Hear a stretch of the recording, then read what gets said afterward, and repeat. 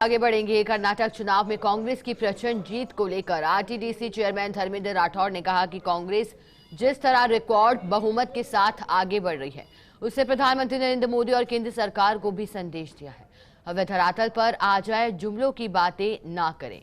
धर्मेंद्र राठौड़ ने कहा कि जिस तरह केंद्र सरकार ने ईडी और इनकम टैक्स का दुरुपयोग कर लोगों को डराया है, डर दिखाया है, कर्नाटक में जनता ने जवाब दे दिया। इस मौके पर कर्नाटक चुनाव परिणाम को लेकर आरटीडीसी चेयरमैन धर्मेंद्र राठौड़ से खास बातचीत की हमारे सहयोगी दिनेश तिवारी ने। आप भी जरा सुने धर्मेंद्र राठौड़ ने क्या कुछ कहा। देश का हर शख्स आज कहीं ना कहीं टीवी स्क्रीन पर टकटकी जमाए बैठा है। मुख्य वजह है कर्नाटक चुनाव का काउंटडाउन। उत्साह का सबसे बड़ा कारण यह है कि कर्नाटक चुनाव का ये काउंटडाउन कहीं ना कहीं आगामी राज्यों के चुनाव को जरूर प्रभावित करेगा। इसीलिए आज देश का हर शख्स कर्नाटक काउंटडाउन पर नजर लगाए बैठा है।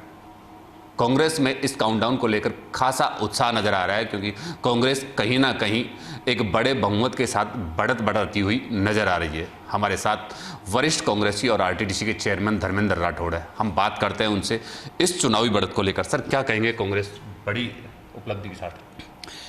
कांग्रेस पार्टी ने कर्नाटक में जो जिस रिकॉर्ड बहुमत से वापसी की है, ये मोदी जी की सरकार को एक तरह से बहुत बड़ी संदेश दिया है कि अब वो असल में बुनियादी मुद्दों पे आ जाएं।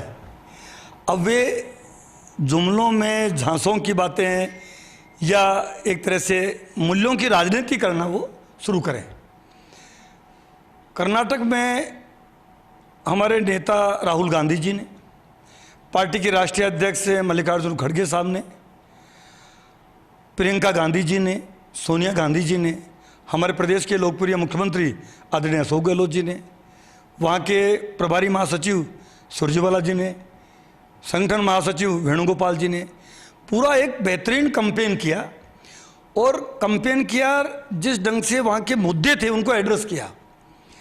और राजस्थान के मुख्यमंत्री जी ने जो प्रेस कॉन्फ्रेंस की, जिसमें हमारे प्रदेश में जो सामाजिक सुरक्षा योजनाएं, जिस ढंग से महंगाई राहत शिविर, जिस ढंग से ओल्ड पेंशन स्कीम, सिलेंडर हमने 500 रुपये का किया, राइट टू हेल्थ बिल, ये सारे जो योजनाएं थी, 25 लाख का चिरंजीवी स्वास्थ्य बीमा, 10 लाख का दुर्घटना बीमा, फ्री बिजली, ये सारे मुद्दे इस चुनाव को मिला के प्रभावित किए हैं।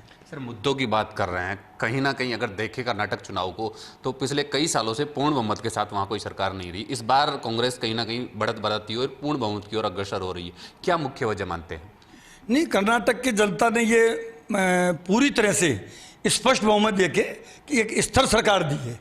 चूँकि वहाँ हमारी चुनी हुई सरकार थी कांग्रेस की और बहुमत, बड़ा बहुमत नहीं था, तो वहाँ तोड़ फोड़ करके जिस ढंग से बीजेपी ने चारों तरफ इनकम टैक्स, ईडी, सीबीआई और सरकारें गिराने का जो काम किया, उससे भी कर्नाटक की जनता में भारी रोष था। और उन्होंने इसीलिए बड़ा बहुमत दिया कि अब ये चाह के भी सरकारें तोड़ फोड़ नहीं कर सकें। आप देख रहे थे मध्य प्रदेश में भी उन्होंने यही खेल किया। आप आने वाला चुनाव मध्य प्रदेश में भी देखना आप, इन्होंने राजस्थान में भी यह अटेम्प्ट किया कि राजस्थान में भी सरकार गिराने का भरपूर अटेम्प्ट किया। यहाँ भी ये कामयाब नहीं हो पाए। हमारे मुख्यमंत्री जी सजग थे, यहाँ के विधायक 102 हमारे प्रदेश के मुख्यमंत्री जी के साथ डट के खड़े थे। 35-35 दिन उस टाइम बाड़ाबंदी रही।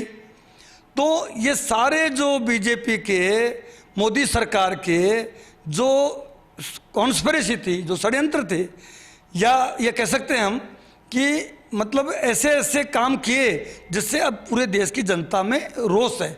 और ये जो नतीजे बता रहे हैं कि कर्नाटक की जनता ने ये सोच के कि अब ये ऐसा कोई काम नहीं कर पाए, चाह के भी अगर सरकार गिराना चाहें, तोड़फोड़ करना चाहें तो नहीं कर पाए, इसलिए ये बड़ा बहुमत दिया है। तो यह है वरिष्ठ कांग्रेसी नेता धर्मेंद्र राठौड़, जिनका कहना है कि बीजेपी सरकार और उनकी नीतियों के खिलाफ कर्नाटक की जनता का आक्रोश था, जिस वजह से आज कांग्रेस को बढ़त मिली। साथ ही राजस्थान सरकार, गहलोत सरकार की जो योजनाएं थी जनता के हित में, आमजन के हित में, उन योजनाओं का भी कर्नाटक में लाभ मिला है। और उसी लाभ के चलते आगामी चुनाव में राजस्थान में 156 का आंकड़ा पार होगा।